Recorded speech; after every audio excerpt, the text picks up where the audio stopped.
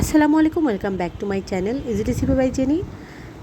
কিন্তু হালিম মিক্স দিয়ে রান্না করতে অনেক কম টাইম লাগে এবং খুব সহজে এটি তৈরি করা যায়। তো আজ আমি হালিম মিক্স দিয়ে যেভাবে হালিমটা তৈরি করি সেই রেসিপিটা জাস্ট আপনাদের সঙ্গে শেয়ার করছি। প্রথমে একটি পাত্রে আমি পরিমাণ মতো পেঁয়াজ নিয়ে নিচ্ছি। কুচিটাকে খুব ভালো করে আমি ভেজে নিচ্ছি। যখন এটাকে ব্রাউন কালার হয়ে যাবে তখন আমি এটাকে খুব ভালো করে তুলে নেব যেন পুড়ে না যায়। পেঁয়াজটা তুলে নেওয়া হলে তারপর আমি আবার চুলায় দিয়ে দিচ্ছি পেঁয়াজ কুচি এবং সেটা ব্রাউন হয়ে গেলে তার মধ্যে দিয়েছি আদা বাটা 1 টেবিল চামচ পরিমাণের।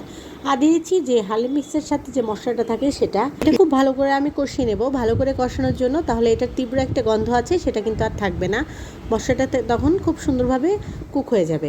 এবার আমি এর মধ্যে মাংস কুচি করে রেখে দিয়েছিলাম সেটা দিয়ে দিচ্ছি। মাংসটাকে আবারও খুব ভালো করে এটার সাথে কষিয়ে নেব।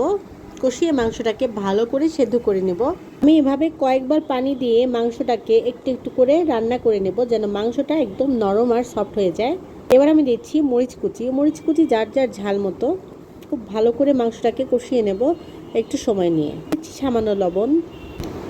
সময় নিয়ে কষিয়ে নিলে কিন্তু এটি খুব মজা হবে। এদিকে আমি আগে থেকে আলু মিক্সটার মধ্যে যে ডালটা থাকে সেটা খুব ভালো করে আমি একটু সেদ্ধ করে নিয়েছি। গরম পানি দিয়ে ভিজিয়ে নেওয়ার চেয়ে এটা যদি একটুক্ষণ সেদ্ধ করে নেওয়া যায় 10 মিনিট তাহলে কিন্তু ভালো হয়। ফুটন্ত গরম পানির মধ্যে এটা আমি সেদ্ধ করে নিয়েছি।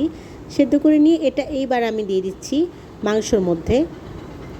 আর এবার আমি এর মধ্যে অ্যাড করে দেব কিছুটা পানি অ্যাড করব। এটাকে আমি অনেকক্ষণ জাল করে নেব আর এটা কিন্তু জাল করে নিলেই হয়ে যাবে। এবার আমি আলাদা একটি পাত্রে একটু লুচি ভেজে নিচ্ছি। হালিমের সঙ্গে লুচিটা কিন্তু খুব দারুণ লাগে, এই জন্য আমি একটু ফুলকো লুচি ভেজে নিচ্ছি হালিমের সঙ্গে সার্ভ করার জন্য। এদিকে আমি উল্টে পাল্টে ফুলকো লুচিটা ভেজে নেব এভাবে সবগুলো। হালিমের সঙ্গে কিন্তু ফুলকো লুচি অথবা তন্দুর রুটিটাও খেতে অনেক মজা লাগে, যার যেভাবে ইচ্ছা খেতে পারেন। এবার আমি কয়েকটা ফুলকো লুচি ভেজে নিচ্ছি আর এইদিকে আমি ফুলকো লুচি ভাজতে ভাজতে হালিমটাকে গার্নিশ করে নেব। হালিমটা কিন্তু হয়ে গিয়েছে। এবার আমি হালিমের উপর শসা, ধনিয়ার পাতা আর পেঁয়াজ কুচি ছিটিয়ে দিয়েছি। আপনারা চাইলে আদা কুচিও কিন্তু দিতে পারেন। এভাবে গার্নিশ করে নিলে হালিমটা কিন্তু খেতে ভীষণ টেস্টি হবে। আর অবশ্যই খাওয়ার সময় লেবু চেপে দেবেন উপরে, তাহলে খেতে আরও বেশি মজা হবে। এদিকে আমি কিন্তু লুচিগুলো ভেজে নিয়েছি। ফুলকো গরম লুচির সঙ্গে হালিম খেতে কিন্তু ভীষণ টেস্টি লাগে। আশা করি আপনারা বাসায় এভাবে ট্রাই করবেন।